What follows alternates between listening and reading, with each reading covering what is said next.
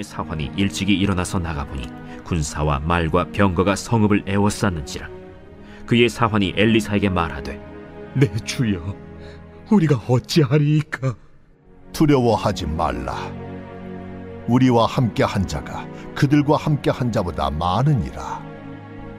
기도하여 이르되, 여호와여, 원하건대 그의 눈을 열어서 보게 하옵소서. 여호와께서 그 청년의 눈을 여심해 그가 보니 불말과 불병거가 산에 가득하여 엘리사를 둘렀더라.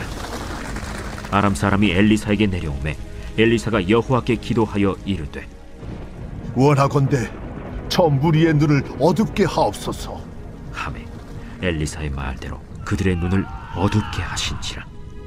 엘리사가 그들에게 이르되, 이는 그 길이 아니요 이는 그 성읍도 아니니 나를 따라오라.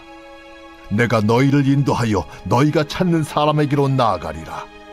하고 그들을 인도하여 사마리아에 이르니라. 사마리아에 들어갈 때 엘리사가 이르되, 여호와여, 이 무리의 눈을 열어서 보게 하옵소서. 여호와께서 그들의 눈을 여심해 그들이 보니 자기들이 사마리아 가운데에 있더라.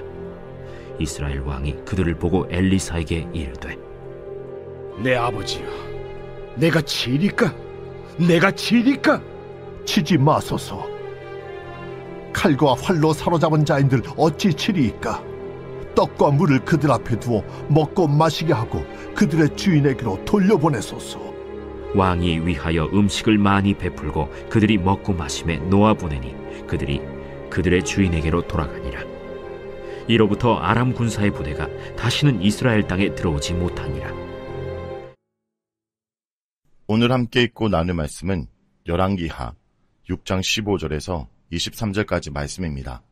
어제 본문에서 아람 왕은 자신의 공격이 번번이 막히는 것이 선지자 엘리사 때문이라는 것을 깨닫고 자신의 병사들을 보내 엘리사를 잡아오라고 명령합니다. 15절에 밤사이 아람 군대가 도단을 에워쌌습니다. 아침에 일어나 이것을 본 엘리사의 사안은 군사와 말과 병거가 성을 에워싸고 있는 상황을 발견하고 너무 놀라 이 사실을 바로 엘리사에게 알립니다. 엘리사의 종이 너무 놀라 감탄하는 말인 아하는 아하흐라는 말로 열왕기하 3장 10절에서 강야에서 물이 없는 재난을 만났을 때나 6장 5절에서 제자가 새도끼를 물에 빠뜨리고 절망에 빠져 한탄한 것을 떠오르게 합니다.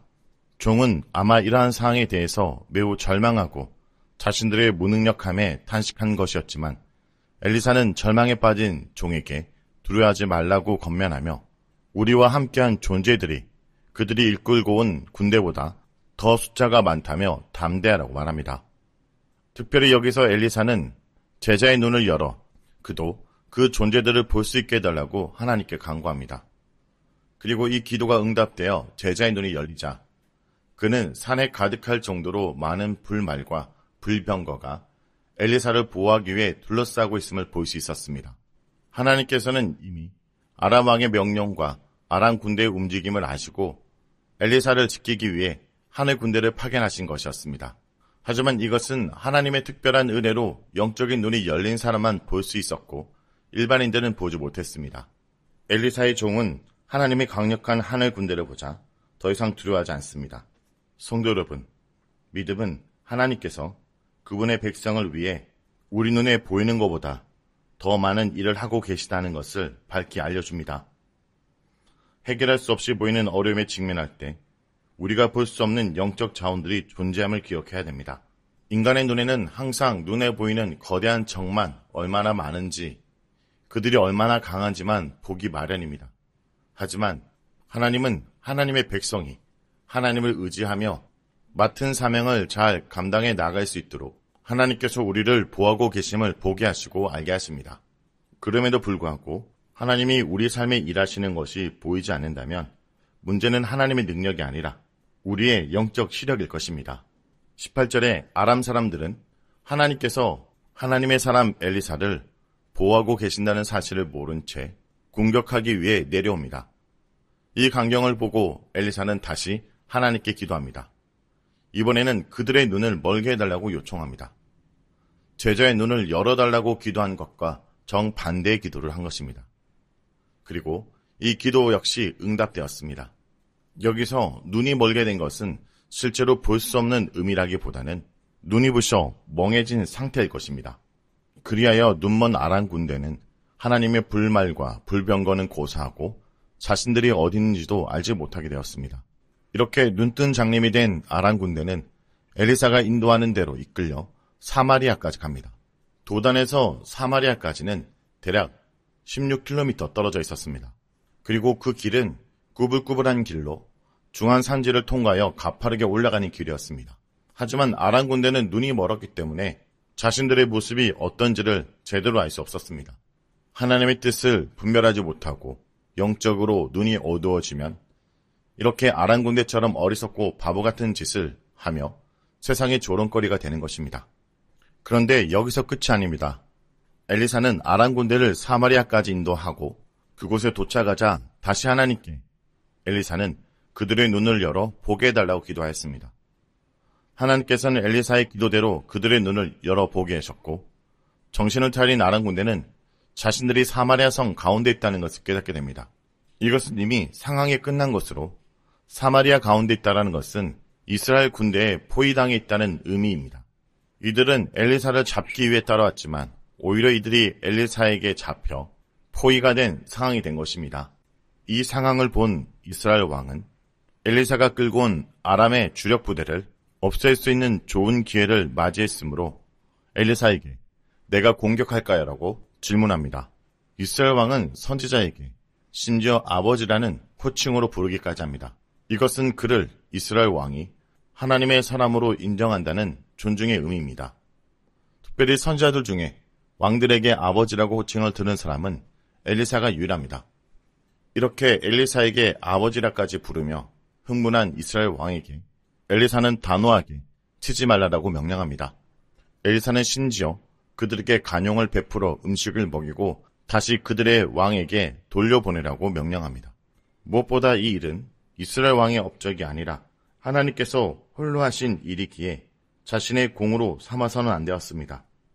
왕은 그들 앞에 음식과 물을 둠으로써 잠언 25장 21절에서 22절에 내 원수가 배고파하거든 음식을 먹이고 목말라거든 물을 마시게 하라. 그리하는 것은 핀 숯을 그의 모래에 놓는 것과 일반이요 여호와께서 내게 갚아주시라 라는 말씀처럼 그들의 머리 위에 핀 숯을 놓은 것입니다. 이스라엘 왕은 엘리사의 명령에 순종하여 이들에게 잔치를 베풀어 주고 그들의 주인에게 돌려보냈습니다.